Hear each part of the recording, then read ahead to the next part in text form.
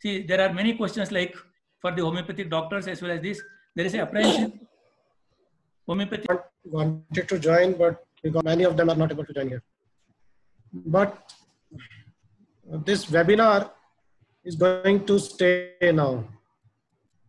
And I see that this is a technology platform. It will be used more in future. This will save your time, traveling time, economics on organizing such seminars. And people can join while sitting at home in their comforts. They can listen to speakers. And there's a possibility of sharing presentations. So this is a good platform, digital platform, where we can start going. We are now getting connected even during this lockdown. So although we are locked down in our home, but we are now open to everyone. So more and more people are joining. I remember recently we organized World Homeopathy Day conference on this digital platform. We had this first experience of organizing World Homeopathy Day, and it was decided within 48 hours. There was a huge response from the homeopathic fraternity throughout the country. Around 2,000 participants joined digitally at that point of time, and almost 6,000 seen that live on Facebook Live, which was webcasted. So it touched almost 8,000 homeopaths within 48 hours. So this benefit of technology is going to help us in the future also, when we will feel more connected with the many persons in the future. Now, when I'm talking about this webinar and the situation which we are going through, and not only us, but the whole world, this is a pandemic which has come up, is here after almost 100 years after. The last pandemic which was there in this world was of Spanish flu in 1918. And when we try to look into the facts of 1918 Spanish flu pandemic from the archives gallery from various countries, we have collected a lot of material from the archives, some facts about those 1918 Spanish flu. And you will all be surprised, and many of you might be knowing also, that at that time in 1918, when there was nothing much talk about vaccines and nothing much talk about antibiotics, there was only symptomatic treatment as we are facing right now today with this coronavirus infection. At that time, there was no digital connectivity, transportation was limited. Even at that point of time, our homeopaths throughout the world took a challenge to fight that Spanish flu at that point of time. When I checked with the facts which were available in the literature, the death rate in allopathic side, it was 30%, while death rate in homeopathic treatment method was only 2%. So that was the success story which was built up in 1918. But unfortunately, we were passing through a colonial rule in our country. Those benefits did not percolate to the system in that manner which it should have been. Although it gained, the Western country did gain something from that. The homeopathy spread into many parts of the country in the world. But the research side was not basically boosted at that point of time towards homeopathic side. And in India, we got recognition to homeopathy much late in 1960s. So structured development of homeopathy only came after the passing of Homeopathy Council Act and recognition to homeopathy. So at this point of time, when we are passing through this particular pandemic, it has made us thought, policymakers, that there is so much of potentials into the homeopathic system of medicine, but still it is not being harnessed in an appropriate manner, which we could have delivered at this point of time. Being a researcher, I could see that we have a lot of potentials. We could have taken up a lot of kind of a trials at this point of time, but the policies are such that, being a new kind of a virus with high mortality in the high age group, and there are some kind of a policy issues there, that because of Epidemic Act, which has been enforced, we do not have an access to COVID positive patient. They can only be treated into designated COVID care centers or the treatment centers. And in spite of that, if we touch any COVID positive patient, try to treat them, it becomes an offense. So we were trying to connect with the policymakers at the ICMR, Ministry of Health, and thanks to the Minister and our Secretary, who has taken permissions to undertake trials from these authorities. A notification has been issued recently.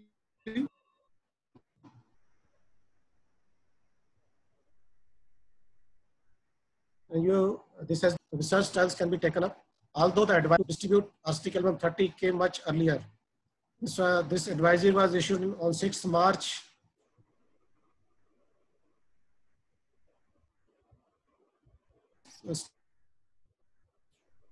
On the basis of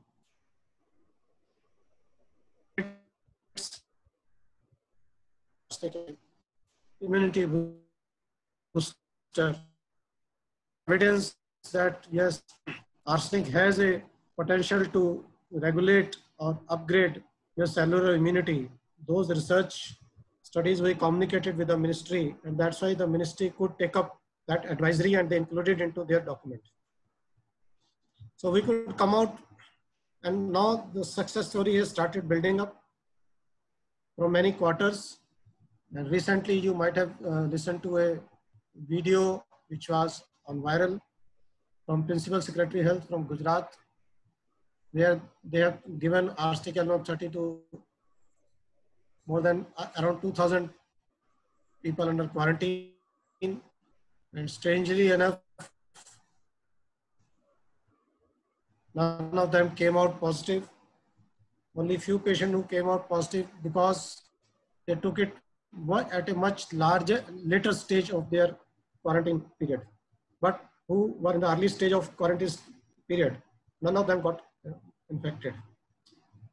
Even one story which was shared to me from UK, there was a group of students who were sharing one room. These were 6 girls from India who were sharing this room, and there were students there. And on the advice of one of the student, on the advice of a close association with a homeopath, she took arsenic L130 out of those 6. And strangely, that the only girl who took arsenic L130 did not suffer from COVID infection. All other 5 girls, they got this infection coming up. And now some information has been circulated on media, social media, about some SPRF policemen, Special Reserve Police Force, who got arsenic 30. They also remained protected when they were posted in Malegaon. So these stories are building up. We are trying to collect data about such people who have got this prophylactic medicine and on a structured format. We even circulated one Google format through social media. But the amount of data which we were looking into, there were few responders, only around 2,000 responders have uploaded their information that they got this arsenic L130 and they took it. We need to further escalate that particular data. Now, Ministry of Ayush has is coming out with an app, mobile app, which will be now available on social media platform. Everybody can download that app on their mobiles. That there's a target of collecting lakhs of data on that particular app. If any person has taken up immunity boosting in any of the Ayush systems, they can upload their information through that app. And we have approached authorities at different levels. We are helping some private practitioners who wanted to take up research through some COVID care centers who have their own institutions. And we are facilitating them to take up research in a proper research protocol. We are helping them in CTRA registration so that they do not find handicapped in undertaking those researches. Our own centers have started contacting many COVID care centers to allow them to take up trials in those cases. And some anecdotal case takings have been done on the permission of some of the hospitals in Mumbai. Those cases have been very well treated with homeopathic medicine, and soon the results will be out and they will be taking up proper research trial with homeopathic medicine following all guidelines which have been notified by the Ministry of Ayush. So nobody can take up research unless they fulfill those guidelines. Many people are sending emails to us to the website of Ministry of Ayush. Ministry of Ayush had invited research suggestions, proposal, concepts, and it's very heartening to see that more than 700 such suggestion researches have been received at the Ministry of Ayush website. We have screened them. We have shortlisted them who are viable concepts. Those concepts, now they have been asked to submit complete detailed proposals of research to us, and they have been taken to the task force. And you all might be knowing that Ministry of Ayush has constituted a task force for interdisciplinary research headed by Dr. Bhushan Patwardhan. He is the Vice Chancellor of UGC. So under his chairmanship, many such working groups have been now constituted who are looking into different aspects of researches, and prophylactic studies, data capturing is now going to take up through that mobile app. And soon you will be also contributing into this through that mobile app, through your patients whom you might have given this prophylactic medicine. We will request you all, as soon as this mobile app comes to through social media to your mobile, to download it and try to give it who has taken homeopathic prophylaxis or any other prophylaxis from Ayush system. Let them upload their information and let this information be given to the ministry in lakhs and lakhs of that data. In one of the video conference which was recently organized under the chairmanship of our Secretary Ayush, he had an interaction with Ayush directors and health secretaries of the different states. And I was also present in that video conference. And there are many states who have already distributed arsenic L130 as prophylactic medicine to lakhs and lakhs doses. They have a mechanism now to get back that data. Council is also now taking up a sample survey of such people who have received arsenic L1 on a structured format. That data will further boost whether really this medicine has worked in what manner. So I just can say that one more thing which we are pursuing hard, that is our council institutes may be allowed to treat such cases in adjuvant manner. The cases who are in serious nature, who are at advanced stage of disease, let them be treated with as add-on to their standard care. I remember we have taken up 2 studies in dengue fever, thrombocytopenia, where patients had less than 10,000 platelet count in one of the hospitals in Delhi 3 years back. And we successfully had given our homeopathic medicine as adjuvant to simple their treatment protocol. And we have a data of now more than 200 such patients, half of them who has received only standard care and half of them received, and this has been published in Homeopathy Journal also. If you see that particular article there in Homeopathy Journal, you will realize that simply adding homeopathic indicated medicine to the standard care, the recovery rate has become faster. There was no mortality. The jump in platelet count was 3 times more in homeopathic group. So stay in the hospital was reduced from 2 to 3 days. The hospital, which was crammed up because of those so many patients, they didn't have beds even. They were lying on floors. And within 7 days, most of the beds were available. Most of the patients recovered, adding on to the homeopathic medicine. Similar kind of experiment, we took up research in BRD Medical College, Gorakhpur, where we added homeopathic medicine to the critical care of Japanese encephalitis or acute encephalitis syndrome children. You might be knowing that Gorakhpur is an endemic area. Every year at the time of after the rainy season, there's a jump in encephalitis cases reporting there. And these children will end up in disoriented stage, in the coma stage, into the hospital.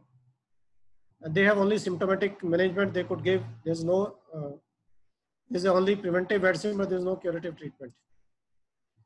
So at that point of time, we added our homeopathic medicine. Thanks to that hospital authorities, they agreed our team to be there. And now we are having a clinical trial unit continuously there in that BRD Medical College in Gorakhpur. And you will be surprised to find out this study has also been published, that in homeopathy group, the mortality rate has reduced by more than 15%. It was almost 30% in only allopathic group, and it was only 15% in homeopathy group. So mortality was reduced by more than 50% in homeopathy group, and even the complications could also be prevented. More than 85%, almost 85% children recovered fully without allopathic group. So even more than 30% children, they recovered fully as compared to our standard care. So these are the benefits of adding homeopathic treatment to the standard care that could have been taken up till now, and we are trying hard to 2 protocols have been recommended at two of the hospitals, in private hospitals. We have joined hands with those hospitals through some doctors there, and now we will be able to start these projects soon, as soon as all formalities are over. So now we are also approaching authorities to allow us to treat asymptomatic patients of COVID patients. Why it is important that there's no treatment, without symptoms, they will not be able to treat them, they will only observe them. And they are the potential spreaders of infection. If we prescribe them homeopathic medicine in the very early stage, when they are asymptomatic, we can prevent that infection to spread. So COVID positive patients who are asymptomatic can also be treated very well with homeopathy. That is what we are expecting. That's why we are asking them to allow us to take up a trial on asymptomatic COVID positive patients also. We have also requested some of the authorities in different states that to our research centers let those quarantine centers, some of the quarantine centers be given to us. We will give them our arsenic album 30 in a increased number of doses, and we would record all data and their investigation reports to justify our findings if they remain negative during the whole quarantine period which they are supposed to be there up to 21 days. So these are the issues which I wanted to flag on this particular seminar, webinar. And we are also trying to come up with a proper research trial on coronavirus nosode. And that nosode proposal is already ready. But this is a little longer process to come out with a safety trials on animal model also, because this virus has a high infectivity. We want to be very sure that it's not infective to the healthy population. That's why we want to take up a detailed preclinical trial safety evaluation of this corona nosode. Many people actually, they see that, okay, just dilute this virus into alcohol and this virus will be killed and it cannot be infective to others. So this is a misconception. We did a trial with dengue virus nosode, which we got from NIV Pune, and we did not find it safe even in 200 potency. It had a high immunological response in animal models. We are still trying to validate on some other center why it has produced such a havoc in immunological status of those animals. So that's why we are a little cautious about nosode, because WHO has also shown its concern about use of nosodes in homeopathy, because they are being produced from animal matters, disease products, or microorganisms. So we have to be very sure about this, that our nosode is totally safe. It should not create any kind of a harm to the patients or the healthy population. That's why for nosode we are little cautious, and we want to take up study on a proper manner before claiming anything fast. Coming to today's awareness about this COVID-19, we all homeopaths should join hands with the government of India in spreading awareness about how important is to maintain social distance. What is the difference between social distance, quarantine, and isolation? We should be all on the same page. We should have adequate acquaintance about the different aspects of coronavirus. What kind of precautions we should take while dealing with COVID patients. It's not that you might be knowing that in spite of all kind of precautions, healthcare workers are still getting infected. So it's not that easy that you give homeopathic medicine to a COVID positive patient and your job is over. You have to protect yourself also. You have to counsel those patients adequately that they should not spread this infection to others.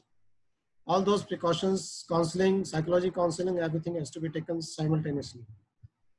So Dr. Bhavaskar will be giving you a detailed presentation on those aspects. Ministry of Ayush has already trained so many homeopathic doctors in the colleges. Some of you might have attended that master's training program. It was almost a 4 hours duration where different aspects were dealt with. All those aspects will be summarized by Dr. Bhavaskar for our homeopathic committee who is joining in this particular webinar. And I thank you, the organizers, for giving me an opportunity to share my thoughts and what are the developments which have been taken up till today. And I will like everybody to download that Arogya Setu app in your mobile. Now it has become mandatory for every doctor to be there in their mobile. They should upload their status. They go and update their status every week, so that a good amount of information is built up, and this is how we as we are working as a COVID warrior while sitting at home using Arogya Setu, keeping ourselves healthy and educating other people not to get infected. This is also a part of our job as a medical professional. So we should not say that we are homeopaths, this is the job of only healthcare workers in the front line. While sitting at home, you can always send a good messages as well as to dispel all kind of myths surrounding these corona and given a high amount of literacy to your patients, your known persons, your friend circle who are non-homeopaths. They should also be educated on a regular basis. So I thank you all for inviting me. And I thank Dr. B.D. Patel and all organizers, Dr. Shripad Hegde and Dr. Sastry for giving me this opportunity to talk to you all. And our CCRH will continue to do many such webinars in the time to come. And we'll be interacting with each other. These messages will reach through you, through your organizations or from the social media. I hope everybody will continue to update themselves on different aspects. So thank you all. And I hope I cleared many points, which the doubts which might have been coming into your minds. Thank you so much.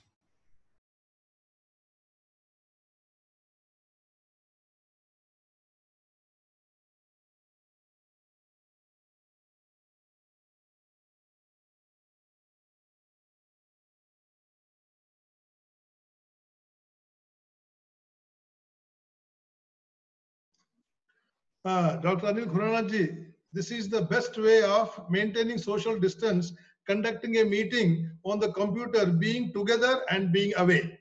Don't you feel so? This is the best way of maintaining the social distance. And friends, let me also tell you there are many people who have joined in.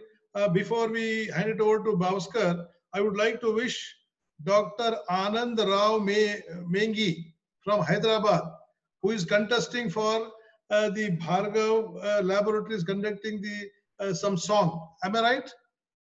Yeah. So we wish him all the best. Let him come the first. And I'm seeing many new people joining in here. Manish Gupta, Dr. Manish Gupta is also here. Vinodini Patil is also here. And many more people are here.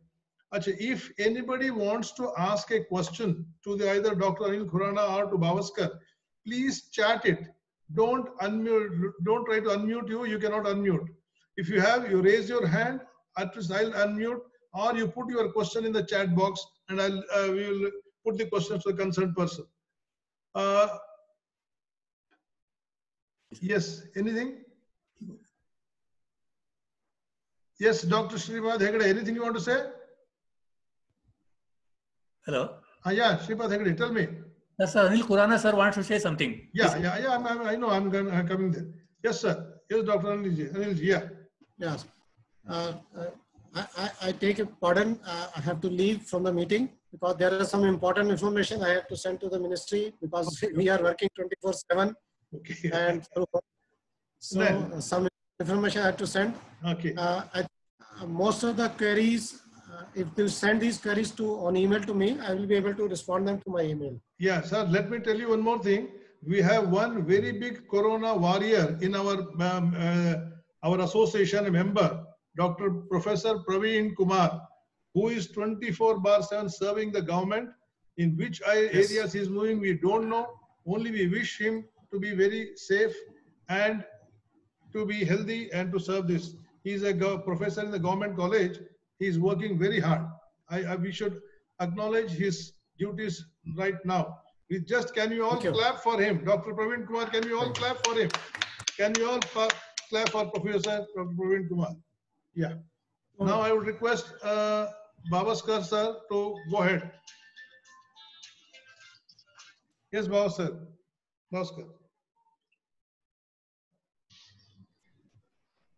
Yes, Dr. Bhavaskar.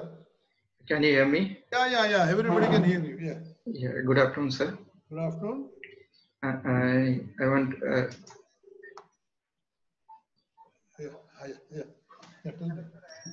Yeah. Can you enable me share screen. Hello. Hello.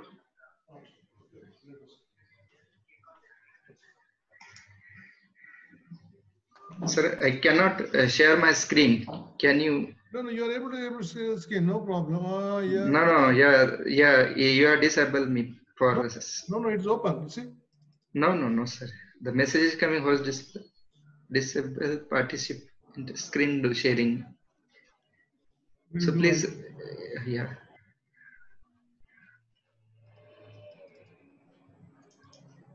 One minute.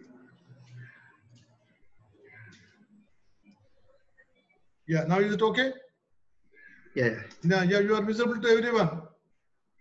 But the screen is not shared, sir. I want to share some PPT. Okay. Yeah, Can you see PPT now? No.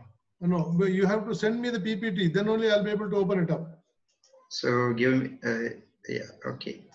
But actually, I asked Dr. Shripad Hegde, but he has not done this. Okay, I will send you mail. Give me your mail. Dr. Patel BD. 1 minute, sir. Yeah.